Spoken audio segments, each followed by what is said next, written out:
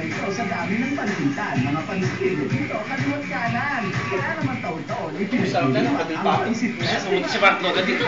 Kagayan. Sige ka raw. Gusto nga nila kilala sa buong mundo bilang may pinakamasarap na pansit gisado. Saan nagwasa mo si Ang dami.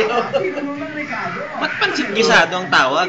Hindi pa si Gisado yan. Tilpato yan. 300 kilos. Ayan o, si Boyet Ortiz. Sino ba yun? Di na mga kilabot Eh, ng konsyel pansit niya. nila. Record City na Councilor. sa taunang pansit Kasama ni Pastor Ross. ay 2.8 kilos. Oh, 2.8 ang record pala. Sububok Ano lumaga. ka 2.6? Ang dami daw isang ano lang, isang... Puro abante. May nanginginig. May parang inaatake. Pero ang dating record, di pa rin nadali. Ayan yung nanalo. Sa 1.4 kilos ang may pinakamaraming nakain. Dahil sumali daw, bagong bunot ang ipin. Ang naluto ng pansit, free for all na ang kainan. Teka. Dahil parang foreigner. Ang Arinola, Mark Logan, patron ng Pilipino. Sarili naman Pucha, ang daming iniingi. 2.8.